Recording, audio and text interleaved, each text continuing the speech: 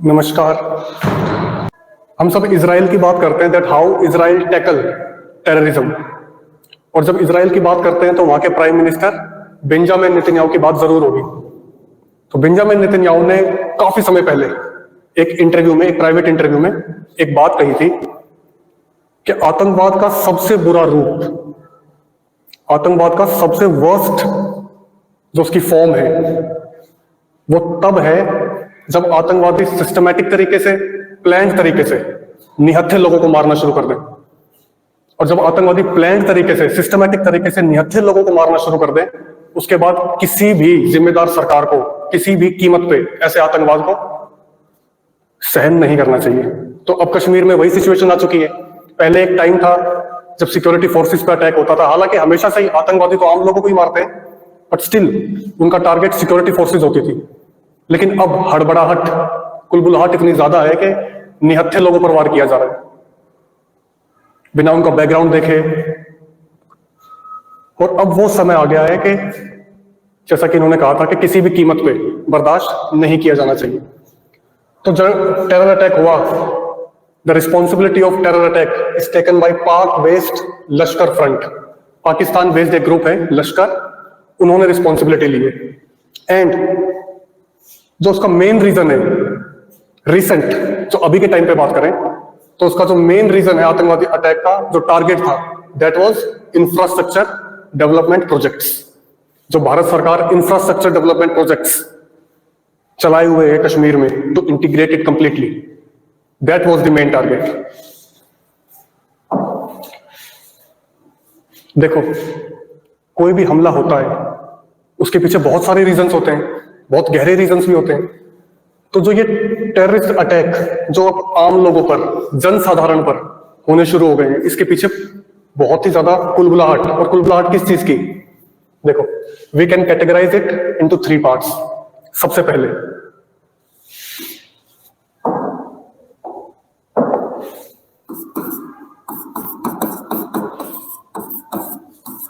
Removal of article 360, इसके बारे में हम थोड़ा देखेंगे डिटेल में। देन इलेक्शंस, और सबसे रिसेंट जिसकी हमने अभी बात की, that is infrastructure.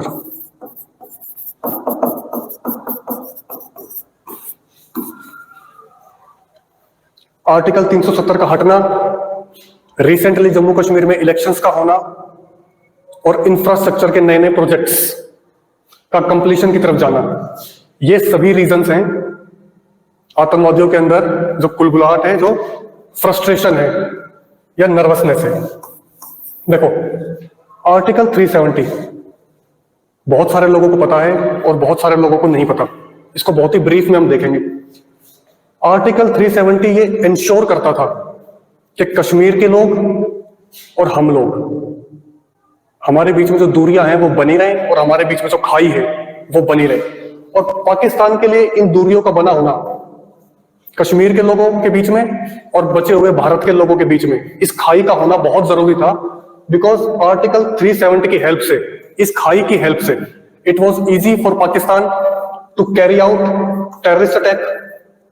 Terrorist attacks को करवाना उनके लिए इजी था। प्लस इस 370 का इस्तेमाल करके पाकिस्तान ने जम्मू कश्मीर के लोगों के अंदर रिलीजियस आइडेंटिफिकेशन, जो एक धार्मिक पहचान, उसको मजबूत किया। रिलीजियस आइडेंटिटी को मजबूत किया और नेशनल आइडेंटिटी को वीक किया। और इस वजह से उनके लिए बहुत आसान था यहां पे आतंकवादी हमले करवाना और जो भारत और कश्मीर के लोगों के बीच में खाई है, उस खाई का इस्तेमाल करते हुए और भी दूसरी गतिविधियों को अंजाम देना। तो आर्टिकल 370 का हटना, it was a big blow for Pakistan. और अब आप पूछ सकते हो, देखो जिन लोगों को नहीं पता उनके लिए आर्टिकल 370 में ऐसे क्या चीजें थी, ऐसे क्या प्रोविजंस थे जो ये भारत और कश्मीर के लोगों के बीच में, कश्मीर भी भारत ही है लेकिन हमारे लोगों के बीच में और कश्मीर के लोगों के बीच में दूरियां बना के रखता था। देखो, इन वेरी ब्रीफ, बहुत ही शॉर्ट में हम समझेंगे। देखो, भारत की सेंट्रल गवर्नमेंट बहुत ही आसानी से किसी भी स्टेट के एरिया को चेंज कर सकती है, किसी भी स्टेट के नाम को चेंज कर सकती है और किसी भी स्टेट को डिवाइड कर सकती है for the convenience of administration. लेकिन जम्मू कश्मीर में सरकार ऐसा कुछ नहीं कर सकती थी। रीजन आर्टिकल 370 प्लस कोई भी ऐसा कानून जो दिल्ली में पास हुआ, मतलब के सेंट्रल गवर्नमेंट ने जिसको पास किया, वो कानून पूरे भारत पे एप्लीकेबल है, बट दैट लॉ या कानून या प्रोविजन जम्मू कश्मीर के ऊपर एप्लीकेबल नहीं होगा जब तक जम्मू कश्मीर की विधानसभा परमिशन ना दे दे। तो चाहे जैसे हम कहते हैं ना कि लड़की की शादी की उम्र होनी चाहिए 18 साल, लड़के की 21 साल, अब तो वो चेंज हो गया। तो इस तरीके के जो राइट्स को लेके या फिर सोशल रिफॉर्म्स को लेके जो कानून थे, या फिर शेड्यूल कास्ट शेड्यूल ट्राइब्स, उनके लिए, उनके अपलिफ्टमेंट के लिए जो रूल्स थे, वो सब भी जम्मू कश्मीर में एप्लीकेबल नहीं थे। क्यों? इसका रीजन, क्योंकि जम्मू कश्मीर का अपना खुद का कॉन्स्टिट्यूशन, जम्मू कश्मीर का अपना खुद का कॉन्स्टिट्यूशन था और जम्मू कश्मीर एडमिनिस्टर किया जाता था अपने खुद के कॉन्स्टिट्यूशन के प्रोविजंस की वजह से। इंडिया के प्रोविजंस, इंडिया के लॉज डायरेक्टली कश्मीर के ऊपर एप्लीकेबल नहीं थे जब तक कि जम्मू कश्मीर की विधानसभा उसको एक्सेप्ट ना कर ले। प्लस जैसे हम हरियाणा के, कोई यूपी का है, कोई बिहार का है, कोई राजस्थान का है, और हम सब एक ही झंडे को मानते हैं, वो झंडा है तिरंगा। जब भी हम तिरंगे को देखते हैं तो हमारे अंदर भावनाओं का सैलाब उमड़ पड़ता है। लेकिन जम्मू कश्मीर में 370 हटने से पहले जम्मू कश्मीर में इनका अपना अलग झंडा था, अपना खुद का फ्लैग। यहां पे 2 झंडे इस्तेमाल होते थे, एक भारत का झंडा, एक इनका अपना फ्लैग। इनका अपना कॉन्स्टिट्यूशन, इनका अपना खुद का फ्लैग, प्लस हरियाणा का व्यक्ति यूपी के अंदर प्रॉपर्टी खरीद सकता है, यूपी का आदमी एमपी के अंदर प्रॉपर्टी खरीद सकता है, लेकिन भारत का कोई भी इंसान जम्मू कश्मीर के अंदर प्रॉपर्टी नहीं खरीद सकता था। तो ये इंश्योर किया जाता था कि वहां की डेमोग्राफी ना बदल जाए, जो लोग वहां पहले से ही रह रहे हैं वही रहते रहे और भारत के साथ इनका जुड़ाव ना बढ़ पाए। ये इंश्योर करता था आर्टिकल 370। इसके बाद चाहे हम हरियाणा में रहें, चाहे यूपी में रहें, चाहे बिहार में रहें, हम सबकी एक ही नागरिकता है। हम सबके पासपोर्ट पे लिखा जाता है इंडियन, भारतीय। लेकिन जम्मू कश्मीर में इनकी अलग नागरिकता थी, ड्यूअल सिटीजनशिप। मतलब जम्मू कश्मीर की नागरिकता अलग और भारत की नागरिकता अलग। तो बताओ, ऐसे ऐसे प्रोविजंस होने के बाद कैसे ये लोग हमारे साथ अपने आप को यूनाइटेड फील करते? और इसलिए ही आर्टिकल 370 पाकिस्तान के लिए इतना जरूरी था। और सुनो कमाल की बात,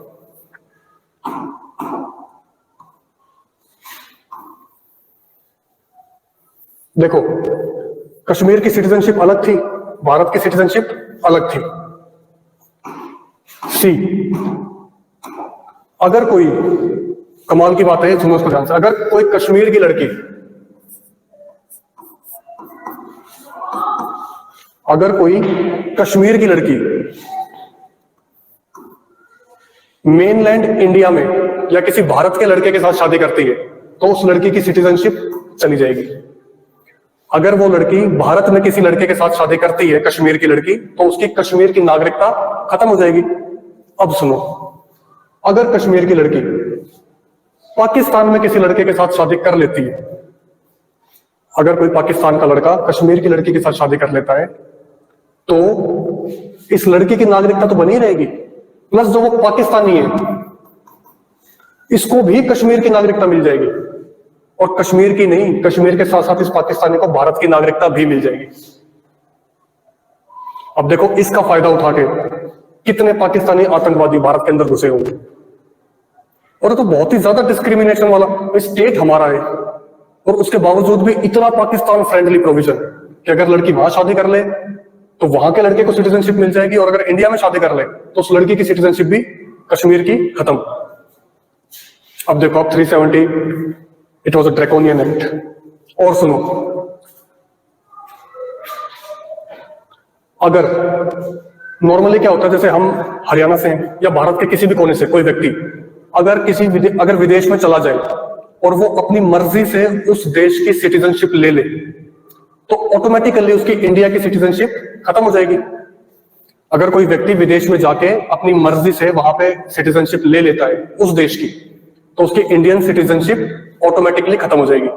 लेकिन अगर कश्मीर का कोई आदमी, जम्मू कश्मीर का कोई आदमी पाकिस्तान चला जाए,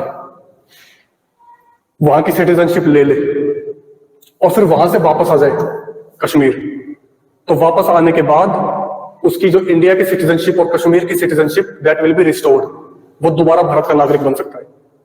तो अब देखो ये कितना खतरनाक है। कोई भी एक रेडिकल थिंकिंग का इंसान पाकिस्तान जाके वहां से ट्रेनिंग लेके, आतंकवादी ट्रेनिंग कैंप्स वहां पे सीख कर माइंड वॉश होने के बाद वापस इंडिया आ जाएगा। या फिर कोई आतंकवादी बड़ी आसानी से किसी कश्मीर की लड़की से शादी करके आराम से इंडिया में एंटर कर सकता है और कहीं भी बॉम्ब ब्लास्ट कर सकता है। और सुनो, ये 370 के कमाल है। ये भारत में कहीं पर भी ये बहुत ही साधारण सी बात है कि अगर हम अपने देश के झंडे का, है ना, तिरंगे का अपमान करते हैं या फिर नेशनल एंथम का अपमान करते हैं या ऐसी कोई भी चीज जो देश का सिंबल है और हम उसको डिसरिस्पेक्ट करते हैं, तो ये गलत है, इट इज अ क्राइम। लेकिन जम्मू कश्मीर के अंदर 370 हटने से पहले अगर आप झंडे का डिसरिस्पेक्ट करते हो, अगर आप नेशनल एंथम का डिसरिस्पेक्ट करते हो या ऐसा कुछ भी इंडिया का, तो ये एक क्राइम नहीं था। It was not a crime. तो अब आप देखो 370 कितना फेवरेबल था पाकिस्तान के लिए और 370 कितना इंपॉर्टेंट था पाकिस्तान के लिए। यहाँ पे टेररिस्ट, अब देखो, अब जिन लोगों के अंदर रिलीजियस आइडेंटिटी स्ट्रांग होगी तो उनका कनेक्शन ऑटोमेटिकली पाकिस्तान के साथ ज्यादा होगा। भाई हमारा मजहब और पाकिस्तान वालों का मजहब सेम है, और वो इंडिया के साथ एक दूरी महसूस करेंगे और उस दूरी का फायदा उठा के, जो बीच में हमारे बीच में जो गैप था, उस गैप का फायदा उठा के पाकिस्तान लोगों को रेडिकलाइज करता था, उनका माइंड वॉश करता था, उनको टेररिस्ट बनाने की तरफ मोटिवेट करता था और इस तरीके की बहुत सारी एक्टिविटी। तो जब 370 हटा तो it was a big blow for Pakistan. अब एक बात और भी देखो ना आप, अगर 370 ना होता तो भारत के बहुत सारे कानून यहां पर लागू होते, भारत के लोग कश्मीर जाते, कश्मीर के लोग आसानी से भारत आते, हमारा कल्चर कश्मीर में पहुंचता, हमारी सोच, जिस तरीके के हम लोग हैं, हम कश्मीर के लोगों से मिलते, वो लोग हमसे मिलते, हमारे सारे कानून, हमारे स्कूल्स, हमारे बच्चों का आपका टूरिज्म, मूवीज, इतना ज्यादा कल्चरल एक्सचेंज होता कि कश्मीर के लोग जान जाते कि भारत हमारा हितैषी है, कितना पैसा भारत से आता है फॉर डेवलपमेंटल प्रोजेक्ट्स। लेकिन 370 की वजह से कभी हमारे बीच की दूरी मिट नहीं पाई और इसका फायदा आतंकवादियों ने उठाया। अब देखो आगे,